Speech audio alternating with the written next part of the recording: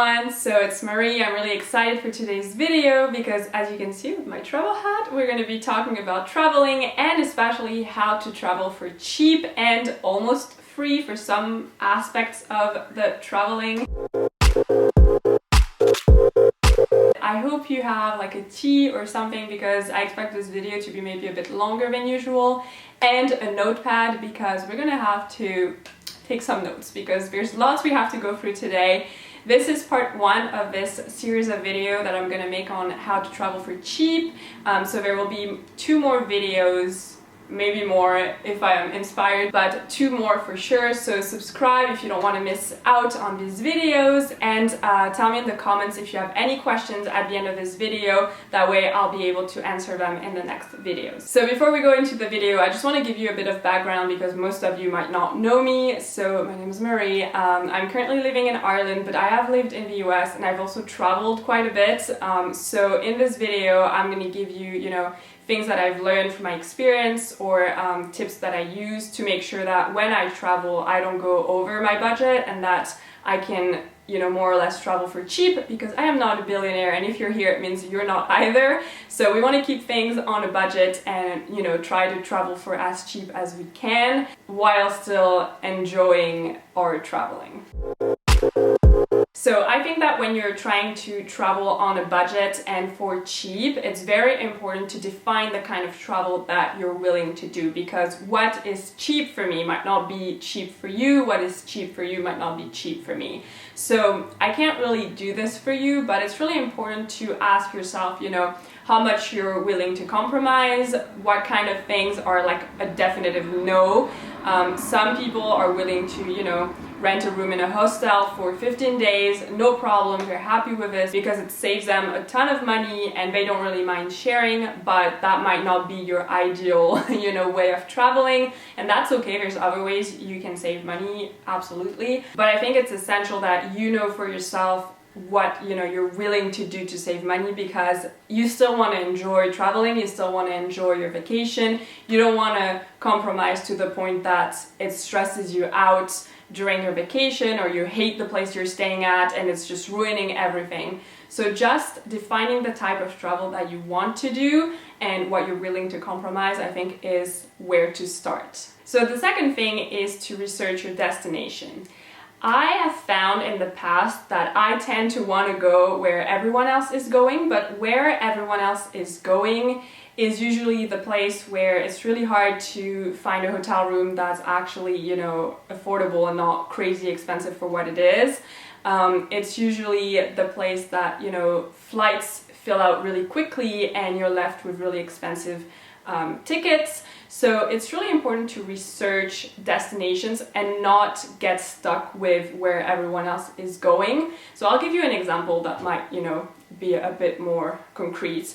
So when we were still able to travel, we went to Greece and we wanted to go to the Greek islands. And obviously when you think Greek islands, the first one that comes to your mind is Santorini. Santorini is really expensive. The hotels fill out really fast. You need a budget to go to Santorini. You need the money. It's not a cheap destination, to be honest. And we just figured, we can't spend 2 weeks in Santorini. It's not really reasonable and it's gonna take us way over our budget. So instead of just sticking with, the popular destinations, we did a bit of research and we found the island of Paros. And, had never heard of it, didn't know it existed. But then I've read a few blog posts and I realized that, it's actually nice. And a lot of people described it as Santorini before it became like popular and kind of luxurious. So we researched it a bit more. We also researched some of the other islands and we ended up settling on Paros, which was amazing. It was beautiful. It was the dream. And it cost us a lot less money than Santorini. So do your research, don't get stuck by what other people are telling you or by, destinations that are trendy. There are so many beautiful destinations out there and not all of them are like very popular, so not all of them are like expensive. So yeah, do your research. So this third point is something that you should keep in mind when you're researching your destination and booking your tickets. There are destinations that are expensive to get to, but the way of living there is actually pretty cheap. So you might have to pay, a bit more than you had planned for flight tickets, but this might be balanced out by the money you won't have to spend once you're there. So always compare kind of, the lifestyle, I guess, the level of lifestyle there and how much it costs and how much, a hotel is going to be or Airbnb is going to be, or, the kind of ways of transportation that they have might be really cheap and all that stuff. So you always have to kind of compare, just because the flights are expensive doesn't mean it's going to be expensive to spend time at the destination, and the other way around is also true. Now, you're probably going to hate me for this next one, but when you're trying to travel for cheap, a good way to do that is to actually travel locally. And I know we're tired of hearing, about traveling locally because that's what we've been doing for like over a year now, but it's actually a great way to save money and still travel.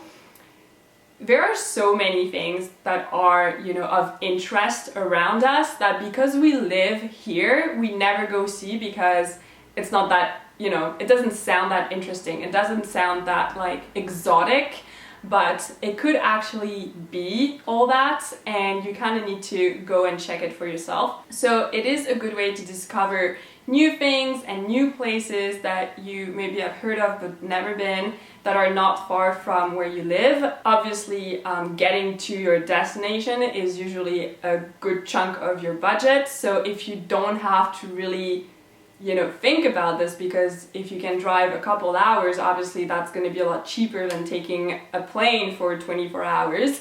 So if you don't have to count that into your budget, then it gives you a lot more money to do other things and maybe activities. And also if you're traveling on a very low budget, then it's something that you don't have to take into account in your budget. So traveling locally might not sound like the most exciting thing, but it can actually be. So you should definitely look into this if you are trying to travel on a very low budget. Now, a good way to travel for cheap is to actually travel during low season. Low season is pretty much the season where the destination isn't very busy, because that's not the ideal season for people to go there. So let's say if you're taking, I don't know, Cuba, I have no idea of how Cuba works, but it's more likely that Cuba gets busy in the summer and not in the winter, whereas a ski station is going to be more busy in the winter. So winter would be the high season for a ski station and summer would be the low season for a ski station, whereas for Cuba, a low season would be winter and a high season would be summer.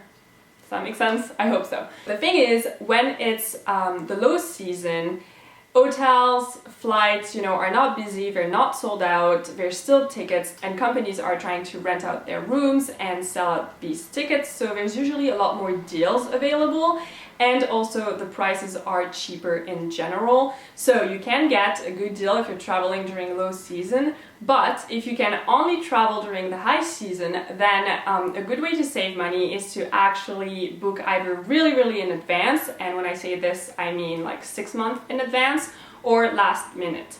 The cons of booking last minute is that usually you don't have as good of a choice when it comes to the choice of destinations. But because companies are trying to fill out like the last seats, you can get very good deals. Now, when you book a lot in advance, it's not, a certainty that you're going to get a deal, but it can happen. So I would keep my eyes out for any kind of deal 6 months in advance. Now, something you can do to be able to travel for cheap is to actually travel with other people and split the budget.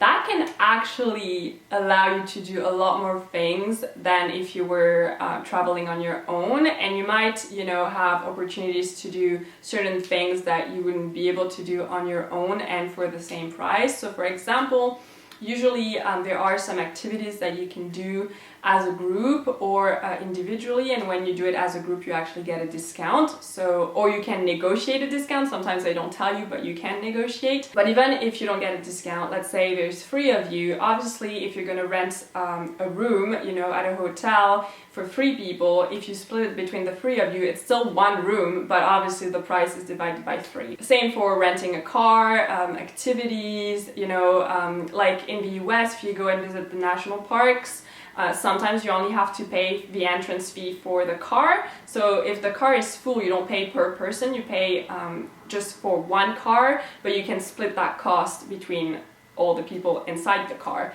So traveling with others is actually a good way to save money when you're traveling. Now let's talk a bit about transportation. So obviously a lot of us, when we travel, we fly to our destination. And so a good way to save money on your flights is to actually stick to the same company. It's not always as easy as it sounds. A lot of YouTubers, I've heard that tip before, and it's not as easy as it sounds, just because there are some destinations, you know, that the company that you usually stick with doesn't go to. So it's not that you can't make them, you know. But as a principle, if you can stick to the same company, there's usually a good reward system. So you get points pretty much, and then you can choose to either get these points as money, so as kind of like a discount on your flight, or you can trade the points for like an upgrade, so you'll get a better, instead of being in economics, you'll be in business or something like this. So it is good to stick with the same company. And some companies also offer credit cards, and then you have rewards through the credit cards. I've never used one, so I wouldn't be able to tell you, but you could look into this if you're like interested in that kind of system of points and rewards and discounts through the same company. Now, a good way to know if you're buying the cheapest flight out there for your destination is to compare your flights. So I personally compare flights with Skyscanner. I've used it for years and I find it really good. There might be something else out there, but that's what I use. And Skyscanner is actually really good because when you are researching your flights, you can ask Skyscanner to show you what the cheapest month is. So let's say you don't really know exactly at the moment when you are going, but you would like to just kind of see how expensive or how cheap it can be. Then you can go on Skyscanner and ask it to show you the cheapest month to go to that destination, and it will tell you, and I find it very amazing. And another thing you can do with Skyscanner is to actually not pick a destination and let it show you what the cheapest destination is at the moment. So if you just select anywhere or everywhere, I'm not sure, one or the other, Skyscanner will come up with a bunch of destinations and they will order them from the lowest price to the highest price. So if you don't really have a destination in mind, that's a good way to pick one that's cheap. Another thing to keep in mind when you're booking out your flights is that usually the more layovers you have, the cheaper the flight is going to be. So, you know, if you're on a budget or trying to travel for cheap, you might want to do a few layovers to get to your destination. But also keep in mind that flying isn't the only way to get to your destination. So you can also either take the train or take the bus. So I know in Europe we have a good system called Flixbus. I've never actually taken it, but it can really take you, like, I know it can take you around France for very cheap, like maybe a few euros, you know, under 10 euros for a bus ride. And it can also take you through Europe. You know, it takes you to Spain, to Italy, to Germany, and a bunch of other countries. It also takes you to London. So if you're from America and you're trying to come to Europe to travel in Europe and see a bunch of things here, then maybe that's an option to consider, because instead of flying from like Paris to London or Paris to Madrid, then you can actually do this by bus and see, you know, a bit more of the countryside and the countries in general. So that can also actually be, you know, a cheap way to see more of the country than just Paris and Madrid. You would see, you know, the countryside and all, but it wouldn't cost you actually that much money. In any cases, whether you're traveling by plane, by train, by bus, by car, by boat, I don't know what else you can use to travel, always remember that it's better to take an overnight ride or flight or whatever it is that you're traveling with. When we went to Greece, that's actually what we did. We took an overnight flight there and an overnight flight back. And what it does is that it actually saves you time. And as we all know, time is money. So saving time equals saving money. So what we did when we went to Greece is that we flew at night and we arrived in the morning, meaning that, you know, we were working on Friday night, we took off and we arrived Saturday morning instead of flying Saturday morning and getting there Saturday night. So we actually saved one day, one full day of vacation there.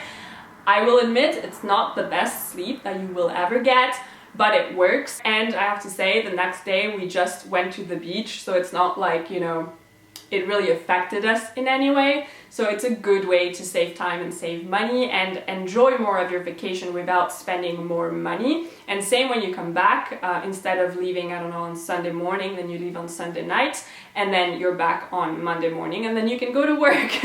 So yeah, it's a good way to save money and save time. So now that we've talked about transportation, let's talk a little bit more about accommodation. So first of all, try to use people's discounts on Airbnb and booking.com. They're all over the place. I have one. I know Airbnb has kind of like paused the discounts at the moment, but you know, I'll be surprised if it doesn't pick up again once everything goes back to normal. So using people's discounts, you know, sure, like if you use my code, it's gonna bring me money, but it also brings you money. So that's a good deal. And on booking.com, you can use your points, and there's like a reward system. So also, you know, create an account and make sure that you can benefit of this. And also, I talked a little bit about Airbnb and how that works with the discount codes. Just know that anyone can do this. So if you book a lot on Airbnb, you should share your code with as many people as you can, because every time they book, you get money, which you can use off of your stays. So you should do that because it's available to anyone. And also on Airbnb, always remember that the longer your stay is, the more discount you're gonna get. So I know that when you stay for a full week or when you stay for a full month, you actually get a pretty good discount. So that means that you will be paying less per night. So it's a good way to save money also, to be staying a bit longer at your destination that maybe you would do in different circumstances. And finally, and this will be my last tip for today's video, as you can see we had a lot to go through, and that last tip is to actually book a different accommodation than a hotel or an Airbnb, because there are tons of different accommodations out there. So for example, you have hostels, so it usually means that you share a room with strangers, but they're not all the same. So in some cases you can still have sort of a private room, you can still have sort of a private bathroom. Some of the rooms are really small and can only have like 2 or 3 people, but some hostels, you know, can have like up to 16 people in the room. So it really depends on the country, really depends on like the style of the hostel. There's tons of different ones out there. So maybe, you know, if you're thinking, oh, it's not for you, maybe research it a bit more, because it can actually be pretty cheap and kind of nice too. Like they make really nice hostels now. So it's definitely a good way to travel for cheap. And then another way to, you know, rent an accommodation for not that much money is to actually rent a room at someone's house or stay with like a family of locals. So there are different websites online. I can't really put them up because it depends where you're going. It wouldn't be the same for, you know, all the countries. But always try and research if that's something that's available in the country that you're going to, because first of all, it's kind of fun to stay with the locals, because usually they know a lot about their country or the city that they're in or the town that they're in, and they can actually maybe you know, make you discover things that you wouldn't have discovered if you were just traveling on your own and staying at a hotel. And also it's nice, especially if you're traveling by yourself and you know you can't like split the budget with someone else, then it's a good way for you to not be completely alone while you travel and also save money. So definitely look into this. It's actually fun to stay with locals. So yeah, that's it for today's video. I hope you guys enjoyed it. If you did, please leave a thumbs up, and also, as I said at the beginning of the video, put in your questions in the comments below and I can answer them in the next videos of this series. So yeah, I guess I'll see you next week in a new video. Bye!